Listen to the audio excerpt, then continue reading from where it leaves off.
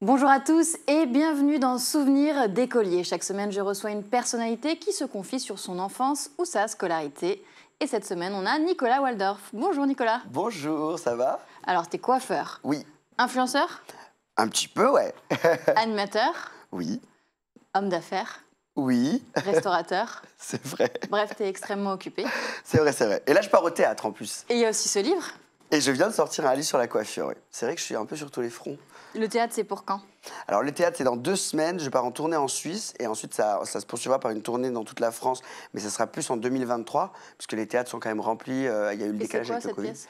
C'est une pièce, comment dire, une pièce de théâtre de boulevard avec Sophie Darel et Fabienne Thibault en tête d'affiche. Donc, je suis très content. Jonathan Serrada. Ah oui, qu'on avait vu dans Nouvelle Star. Ouais. Et au final, c'est une pièce où je joue, on va dire, un voisin un peu hystérique qui se fait passer pour un hétéro pour sauver la mise à sa voisine. Mais sauf que je suis pas du tout crédible et que Le théâtre, c'est un truc dont t'avais envie? c'était mon rêve d'enfant. Je savais que je finirais au théâtre. Et en fait, quand on m'a proposé ça, j'ai attendu 1 an avant de répondre parce que j'avais la télé, j'étais trop pris. Et là, en fait, quand la télé, j'avais moins de tournage, je me suis dit, bah allez, fais-le. Parce que après 3 ans de télé, j'ai envie d'aller chercher un peu les gens, d'aller chercher un peu des vannes. C'est différent, le théâtre, c'est un autre exercice. Tu vas finir en one-man show. Ah ben, je l'avais écrit, mon one-man show, quand j'avais 30 ans, je l'avais joué dans un théâtre. Et là, j'ai compris qu'il fallait que je fasse du théâtre. Donc tu disais, enfant, c'était ton rêve. Enfant, c'était mon rêve, ouais. Justement, on revient sur ton enfance. Allez, c'est parti. Alors, t'étais quel genre d'élève? Alors, j'étais un très très bon élève qui avait beaucoup de facilité. Et du coup, je n'ai pas fait mes devoirs jusqu'au CM2. Et au CM2, veille de grandes vacances, j'étais avec Madame Herman. Je m'en souviens, je ne sais pas si elle me regardera, je sais pas. Mais en gros, j'étais avec Madame Herman qui a capté que je ne notais pas dans mon cahier de texte le dernier jour. Et elle m'a puni. J'ai eu des devoirs pendant toutes les vacances et tout ça. Alors que t'avais quand même des bonnes notes. J'avais des bonnes notes, je faisais jamais mes devoirs, mais jamais. Hein. J'écrivais rien dans mon cahier de texte, ça me servait à faire des dessins, et elle a grillé là. Le dernier jour. Le dernier jour de l'année du CM2, et je n'avais rien foutu jusqu'au CM2. Mais tes parents, ils vérifiaient pas si tu faisais tes leçons? Ben, on était quadruplés, donc en fait, ils étaient complètement débordés. Moi, j'ai toujours des images de mes parents en train de courir, donc on était censé s'autogérer. Et nous, on avait tellement de bonnes notes avec une de mes sœurs qu'en fait, ils s'occupaient beaucoup des deux petits. Enfin, je dis les deux petits alors qu'on a le même âge, mais Il y en avait deux qui étaient un peu il y en avait deux qui moins de facilité à l'école. qui avaient besoin d'un peu plus être soutenus. Et nous, on était les deux grands, on nous appelait les deux grands, donc on nous Vous étiez confiait. plus mature en fait. Ouais, on nous confiait les clés, les missions, les trucs. Et donc, on était bons élèves. Mais du coup, quand je suis rentré et que la maîtresse avait mis un mot, j'étais dans la merde. C'était horrible. Et donc, ton enfance, ta scolarité, c'était où? Bah alors, ça a été entre entre le sud et Paris, puisque Le donc, sud-ouest? on est sud-ouest, à côté de Biarritz, Pau, tout ça, machin. Et donc, en gros, j'ai grandi entre là et là parce que mes parents étaient divorcés. Donc, ça a été un peu le ping-pong parce que ils se sont un peu déchirés pour la garde. C'était quand même une enfance un peu compliquée. Parce que du coup, vu qu'on était quadruplés, on voulait pas nous séparer, mais c'était très compliqué pour un parent célibataire. D'avoir Voilà, donc ça a été très compliqué, le divorce et tout ça. Mais bon, moi, je faisais ma petite vie, j'étais quand même très indépendant. Donc. On se protège entre quadruplés? Alors oui, de toute façon, tout ce qu'on peut dire sur les jumeaux, nous on l'a vécu, hein, ressentir ce que l'autre ressent, chanter la même chanson au même moment, faire bloc, on faisait bloc, on arrivait en bande en fait, donc arrivé à l'école, t'es jamais seul, t'es toujours avec tes frères et sœurs. Ça c'est une force, non? C'est une force, mais avec l'adolescence arrivant, ça a commencé à être une faiblesse parce qu'en fait on n'avait qu'une envie chacun, c'était de s'émanciper de cette... En fait on faisait qu'un. Et en fait, à l'école, c'est gênant de Vous toujours... étiez dans la même classe? On était dans la même classe, puis après on était dans 2 classes différentes. Et à un moment, moi, après le lycée, on s'est tous dispatchés, mais c'est vrai que c'est dur de... Et jusqu'au lycée, les 4 ensemble? Collège. Mais après, non, le lycée, on a tous éclaté. Oui, jusqu'au lycée, tous ensemble. Mais ce qu'il y a, c'est qu'au bout d'un moment, tu veux plus appartenir à un groupe. Tu veux être toi, tu veux faire tes expériences toi-même, tu veux avoir tes potes à toi. En fait, au bout d'un moment, tu avais toujours les mêmes bandes de potes, puisque on était tous les 4 ensemble, tu vois. Et là, maintenant, aujourd'hui, quels sont les liens? Aujourd'hui, je suis très très proche d'une de mes sœurs. On se voit beaucoup. Bon, elle vit à Düsseldorf, mais du coup, on se voit beaucoup parce qu'on a les mêmes aspirations. On travaille un peu ensemble. Elle dirige aussi ma boîte avec moi. Donc, du coup, c'est top. Elle est rentrée dans ta boîte? Ouais. En fait, elle est consultante pour les sociétés. Et vu que moi, au bout d'un moment, c'était en train de prendre trop d'ampleur, parce que du coup, j'ai le salon de coiffure, j'ai le resto, j'ai la boutique de déco, il y a plein de choses en extérieur, des séminaires et tout ça. En fait, tu fais tout ce que t'aimes. Je fais tout ce que j'aime. Je ne m'arrête pas. Je me dis, la terre, elle brûle. T'as plus le temps, Nicolas. Fais tout ce que tu peux et fais de ton mieux. Et ça, tu l'as appris à l'école? Non, je l'ai appris avec mes grands-parents, je l'ai appris. J'ai été en partie élevé par mes grands-parents parce que mes parents étaient débordés. Et en fait, mes grands-parents me disaient toujours fais de ton mieux, sois impeccable le matin, tiens-toi droit. Ouais, c'est toujours le souci du détail tout le temps, Ils étaient tout le un peu temps. durs. Non, je l'ai trouvé pas dur, je l'ai trouvé magique, j'ai eu de la chance qui m'élève, j'ai eu de la chance qui me donne mes valeurs, j'ai eu de la chance qui me donne cet esprit combatif. Quand mes parents m'ont dit tu seras pas coiffeur, tu vas rater ta vie, j'ai regardé mes grands-parents, j'ai dit je vais le faire, mais je vais devenir vraiment le meilleur des coiffeurs. T'as Et réussi. ouais, c'est vrai. Mais à la base, c'est parce que on m'a pas soutenu. Quand mes parents m'ont dit oh, mon Dieu, tu vas rater ta vie, je pense que c'est parce que j'ai pas été soutenu que j'ai eu envie de le prouver. En tout cas, moi, quand les gens me soutiennent pas, quand on me croit pas, je le Ça fais. te challenge, quoi. Ouais. Si je te demandais un souvenir d'écolier précis. Un souvenir d'écolier précis. Je dirais le jour où je me suis fait choper par Madame Herman. Ça, c'était. Non, non. Après, tu t'es mis à faire tes devoirs. Après, j'étais Tu obligé. passais en Non, mais sixième. après, j'étais obligé. Puis en plus, 6e, 5e, 4e, ça commence à être compliqué. Donc, si tu fais pas tes devoirs, Ouais. c'est mort. Mais je dirais non, mon meilleur souvenir, c'était Séverine Laurenceau. C'était ma petite amie de la 6e à la 3e. Ah, quand même. Et je crois que j'ai passé de la 6e à la 3e à lui rouler des pelles. Enfin, on faisait que ça, tout le temps, tout le temps. 6e, 3e, on est quand même sur une longue histoire pour Ouais, l'âge. ouais, non, j'étais fou amoureux d'elle. Et après, je l'ai quittée pour Carole. Et salut Carole, parce que je sais que Carole, on est restés potes après. On est tous restés en contact après. Mais du coup, mais j'ai regretté après, parce que du coup, j'aimais beaucoup Séverine. Et donc, t'as voulu revenir avec Séverine après. J'ai essayé, mais après, elle est sortie avec un caïd du collège. Et c'était non, je ne pouvais pas rivaliser. Mais voilà. Est-ce que t'avais un prof préféré? J'ai eu une prof qui était une prof d'économie quand j'étais en seconde, qui m'a beaucoup soutenu, qui voyait un peu mon mal-être. Je pense que j'étais en train de me dire, mais qu'est-ce que je vais faire de ma vie? Je commençais à vraiment me poser des questions. Je ne comprenais pas le sens de tout ce que je faisais, mes études. Je ne comprenais pas tout. Et elle m'a beaucoup soutenu. Et quand j'ai tout plaqué pour devenir coiffeur, j'étais revenu la voir. T'as Et quel âge à ce moment-là? C'était 17 ans. Et j'étais revenu la voir parce que je tenais quand même à lui dire merci. Et ensuite, j'ai eu la prof que j'ai eue en coiffure qui ne me lâchait pas, qui voyait mon talent, mais qui ne me lâchait pas, que j'ai revu il n'y a pas longtemps, qui était dans mon école et tout, et qui m'a connu un peu branleur, qui est arrivé là comme ça, et qui a cru en moi, et aujourd'hui, qui parle à ses élèves de moi, Ah, c'est une petite et fierté. qui dit, vous voyez, Nicolas, nanana, nanana, mais elle me lâchait pas. Tant que je faisais pas bien le brushing, je sortais pas de cours, quoi. C'est toi qui m'as coiffé d'ailleurs aujourd'hui. C'est vrai. Bah oui, t'as pas de coiffeur ici, moi je comprends pas. Voilà, moi non plus. Il faut Est-ce que t'aies un qu'il y avait coiffeur. une matière qui te faisait faire des cauchemars? L'histoire géo, parce que... Alors, j'adorais l'histoire géo. Quand j'avais une histoire... J'adore les histoires, donc l'histoire, ça me plaisait. Mais j'avais un prof d'histoire qui m'effrayait parce qu'il voulait qu'on connaisse tout par cœur, qu'on se fasse des fiches, qu'on ait une méthodologie de dingue. Et au bout d'un moment, ça finissait par m'angoisser. Il était trop dur. C'est la pression, quoi. La pression, les interros surprises à tout va. Il était vraiment... T'aimes pas les surprises? J'aime pas les surprises quand c'est des interros, quoi. Est-ce qu'il y avait un métier qui te faisait rêver plus jeune? Fleuriste. Je voulais être fleuriste parce que ma grand-mère, elle me parlait toujours des fleurs. On fleurissait toujours la maison et c'était quelque chose... on fleurissait, on décorait et c'est vrai que j'idolâtrais ma grand-mère, donc c'est vrai que c'était un truc qui m'attirait. Et après, j'ai voulu être avocat parce que Voilà, mes parents ont avocat. divorcé. Le divorce a été très... Ils se sont déchirés pendant des années. Et quand je voyais les avocats essayer de se battre pour nous, pour l'équilibre, pour la famille, je me disais, je veux faire ça, je veux sauver des vies comme ça et tout. Et en fait, ma voie a été tracée et c'est vrai que je suis devenu coiffeur parce que je suis tombé amoureux de mon coiffeur. Je suis Non, allé chez moi, le coiffeur. j'allais te dire comment est venu. En fait, je Cette suis vocation. arrivé dans un salon de coiffure. Mes parents me forcent à y aller parce que je m'étais T'étais séparé de mal ma... coiffé? Hein? Parce que t'étais mal coiffé. J'étais mal coiffé. Je m'étais séparé de... De Carole? Non, de Maria, c'était au lycée. Donc j'étais resté de la seconde à la première. Mais attends, il y avait plein de meufs. Ah bah attends, eh oh. T'étais un tombeur. Mais j'étais un grand romantique, hein, moi. Et en gros, je m'étais séparé de Maria Astrid. Elle était pas, parce que ses parents avaient été mutés à Tahiti. Elle me dit, je peux pas rester avec toi, je pars à Tahiti. J'étais en apnée, j'en pouvais plus, je faisais que pleurer, c'était l'horreur. Et à un moment, je me laisse aller. Mes parents me disent, va chez le coiffeur, il y en a marre. Il y a un nouveau coiffeur qui a ouvert, il est ultra stylé, tu vas voir. Et c'était le début des chaînes avec les mecs qui faisaient gicler des cheveux, qui étaient tatoués, qui étaient ultra sexy. Tony Nguy un peu, non? C'était un peu comme ça, tu vois. Ouais. Et là, je rentre dans un salon, et là, il y a un mec qui rentre, tout le monde fait, c'est Kevin. c'est Kevin, c'est Kevin. Et là, je vois les meufs se retourner, tout le monde se retourne. Et là, je fais, mais c'est ça le pouvoir. C'est pas d'être avocat. C'est le mec, il arrive, il y a toutes les meufs à ses pieds. Et en fait, je voyais le truc, il coiffait les nanas se relevaient, elles se sentaient mieux. Et après, il avait l'argent, il touchait l'argent tout de suite. Moi, j'avais jamais vu quelqu'un toucher de l'argent comme ça. Je comprenais pas ça, tu vois.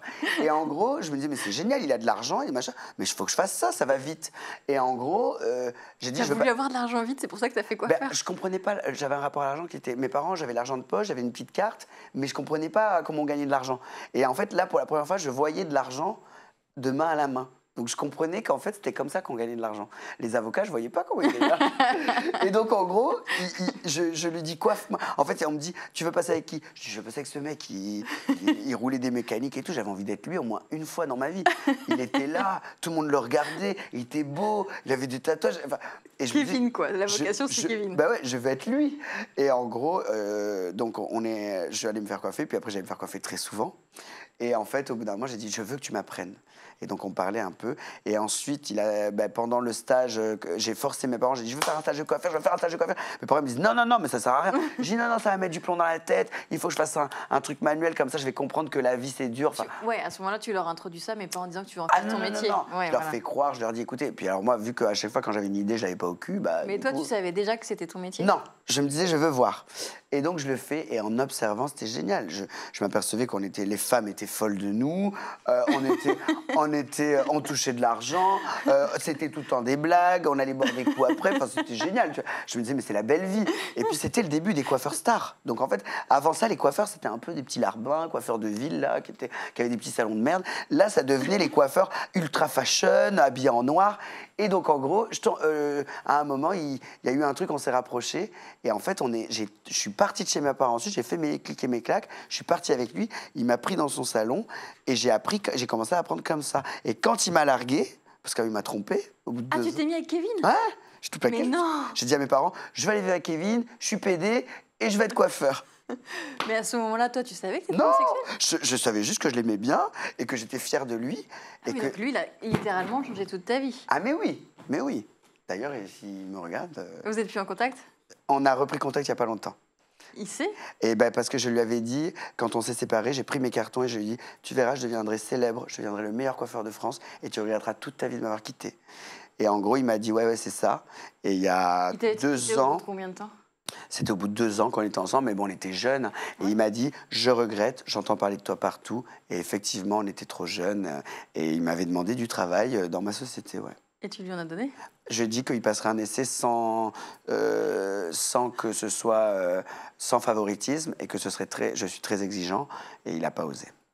Ah oui, là, t'as fait ton petit pouvoir quand même. C'est pas ça, c'est qu'en fait, je suis très exigeant avec mes équipes et je sais toi, très tu bien sais ce qu'ils faisaient à l'époque. Ah oui. Et aujourd'hui, il aurait fallu qu'ils se mettent vraiment au diapason, quoi. En 2014, ton premier salon, c'est avec lui? Non, non, non. Lui, Tu c'était l'ouvres tout bien seul? avant, c'était à mes 17-18 ans. Mon premier salon, c'était à mes 28. T'as mal fait tes calculs. Et donc, non, et tout ce temps-là, alors? Je t'ai Tout ce temps-là. rajeuni. Tout ce temps. Tu es si jeune, si beau.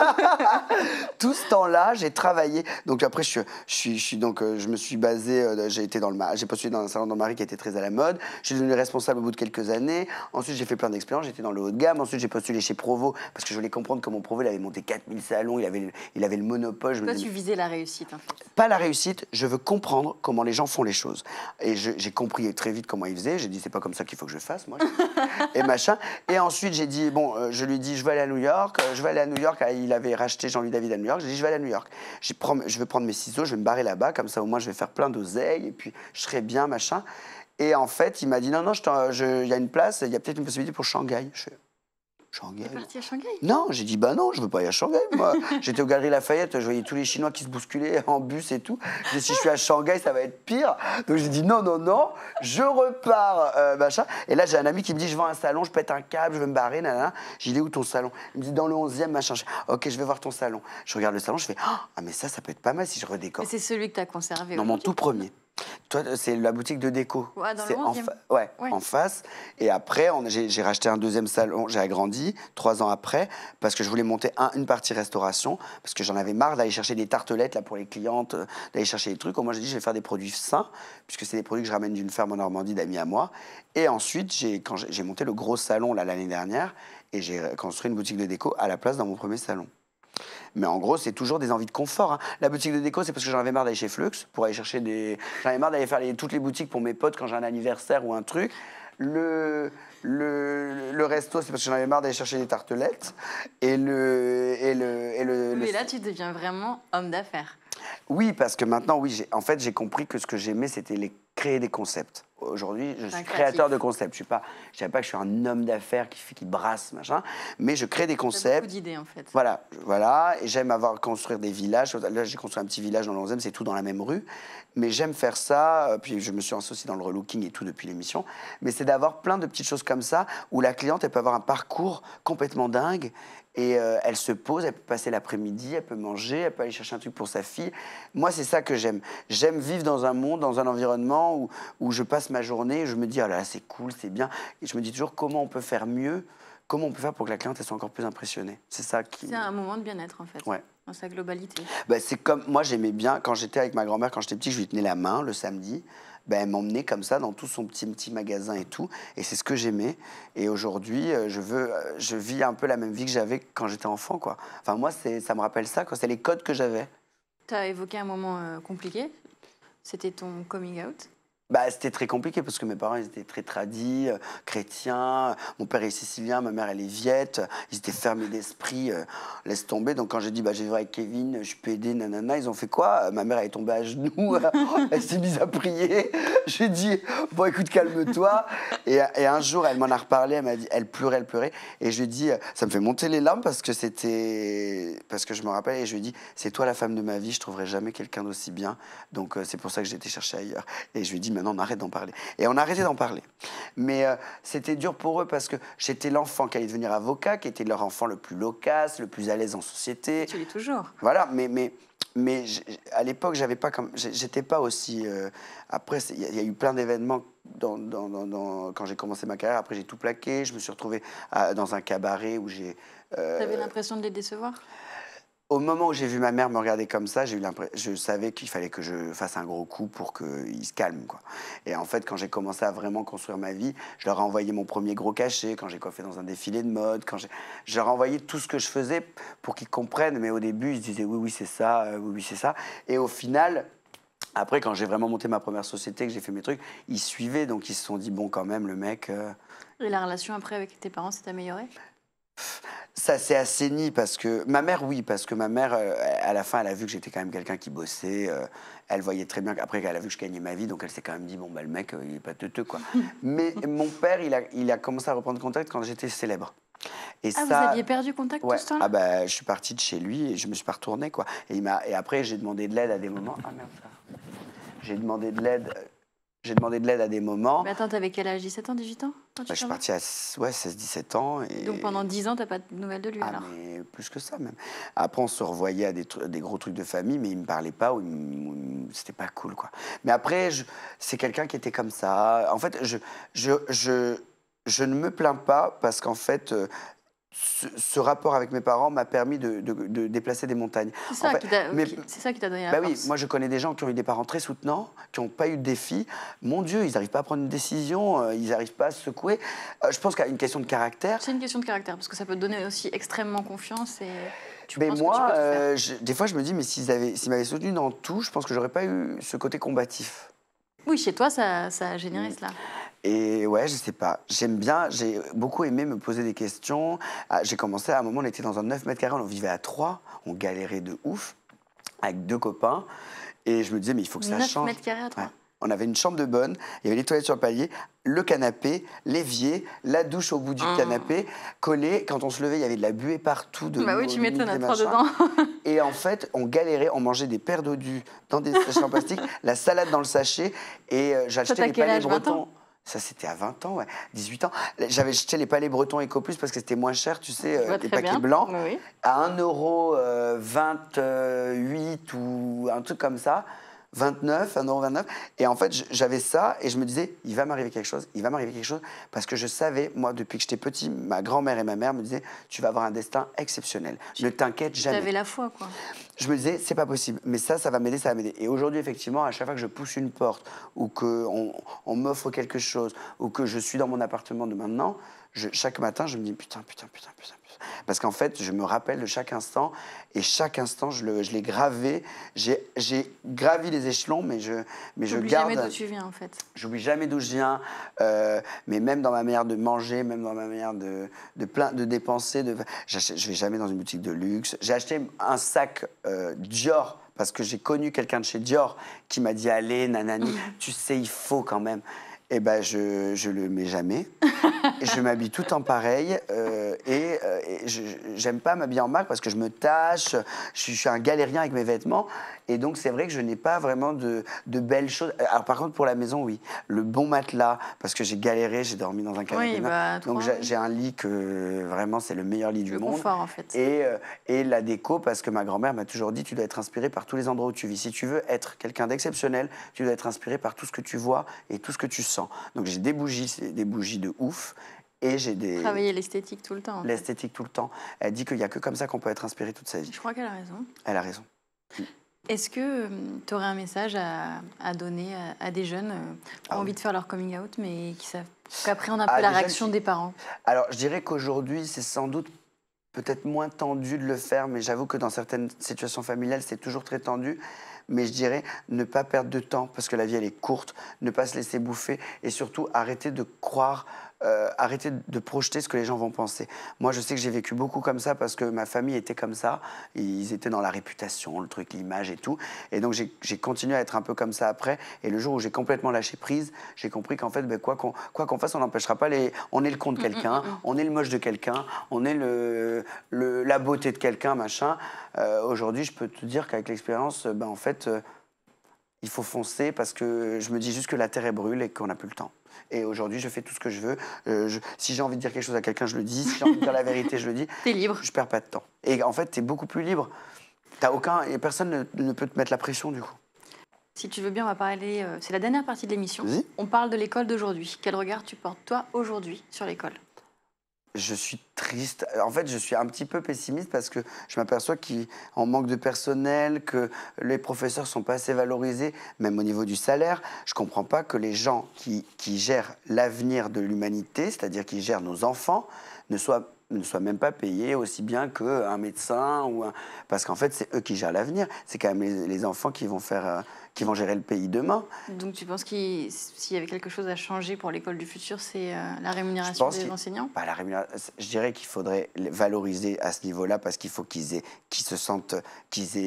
des moyens, qu'ils se sentent motivés.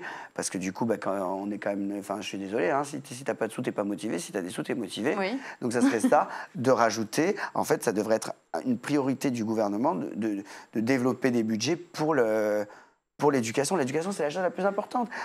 On le voit depuis la nuit des temps. L'éducation, c'est ce qui fait qu'on va devenir quelqu'un, qu'on va changer le monde. Est-ce qu'il y a des choses qui t'ont manqué à toi, que tu voudrais qu'il y ait dans l'école maintenant? Je trouve que j'ai eu de la chance. Moi, j'avais des bons professeurs. Après, peut-être que j'étais quelqu'un de docile. Mais après, moi, j'avais une bonne éducation. J'avais des grands-parents qui avaient des bonnes valeurs, qui me racontaient toujours ce qu'ils avaient vécu, qui avaient voyagé. Et après, j'avais des parents qui étaient un peu plus ignorants, mais qui étaient quand même...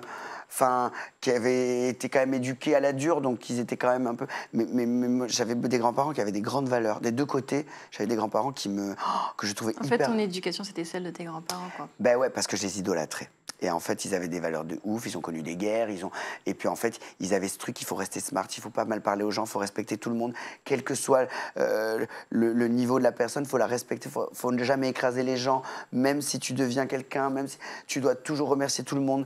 Ils étaient toujours dans ce truc, essayer de faire toujours du caritatif, essayer toujours d'être dans le don de l'autre, rien attendre des autres, toujours être gentil. Enfin, la politesse, Parfait, quoi. Il fallait toujours être parfait.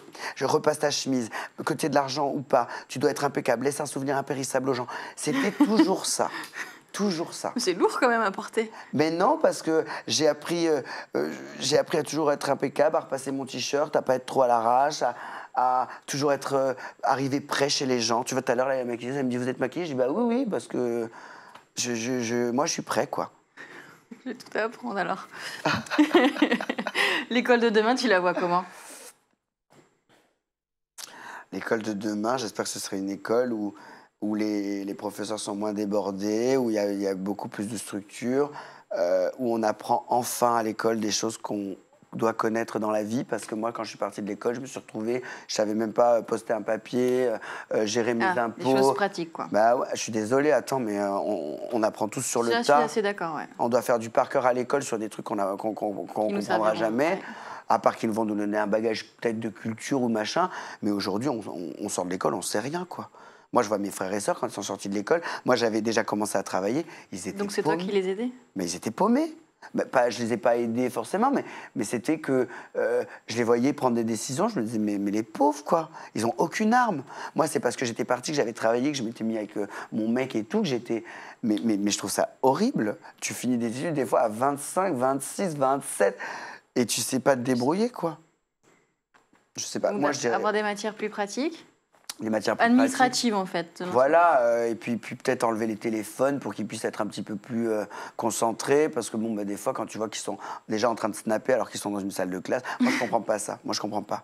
Mettre le téléphone à l'entrée de la classe, quoi. Le téléphone, c'est quand tu gères des trucs, que tu es adulte. En fait, il n'y a pas besoin quand tu es enfant. Moi, j'ai été élevé naïf, j'avais pas de téléphone. J'ai eu mon premier ordinateur à 25 ans. 25 ans.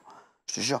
Et j'étais... Ça, c'est impossible maintenant. Mais ouais, mais je te jure, t'es élevé, t'es naïf, tu construis ton imagination, t'es avec tes copains, t'as pas besoin, ça fout du stress. Et regarde, ils se harcèlent, ils sont sur Instagram à montrer leur cul. Non, franchement, ça sert à quoi? Alors, je suis peut-être un peu réac, mais... Non, mais c'est surtout que tu pourras pas revenir là-dessus. Oui, mais à cet âge-là, tu te souviens, toi, Ah bah oui, on n'avait rien de tout ça. On n'avait rien de tout ça, on kiffait, ou alors on avait le portable où on jouait au serpent. Oui. Voilà. Mais en fait, on était bien, on n'avait pas de névrose, on grandissait normalement, on était naïfs. T'arrivais à 20 ans, t'étais bien. Eux, ils arrivent à 20 ans. Moi, je vois maintenant des gens, j'en rencontre beaucoup, parce que dans des événements, il y a des influenceurs, ils ont 18 ans. Ils ont tellement conscience de tout, de leur image, de l'argent, du sexe, de tout. En fait, c'est des adultes ils font des crises à 20 ans que toi, tu feras à la trentaine. Genre, c'est trop triste. Ils sont déjà cyniques, ils sont déjà... Tu penses que ça les prive de leur naïveté, leur insouciance? Mais oui, mais bien sûr que oui. Ça de faire leurs expériences, quoi. Ça enlève énormément de moments de bonheur. Et le bonheur, je peux te dire qu'à l'époque qu'on vit, c'est la seule chose qui nous reste qui n'a pas de prix, quoi. Plus de téléphone et instruction de matière administrative. Ça, quand on entend ça, j'ai l'impression que je suis un vieux. Non, c'est juste que je me dis que c'est très difficile de faire marche en arrière là-dessus, quoi. Mais non, il suffit juste qu'aller à l'entrée de l'école, tu laisses ton téléphone.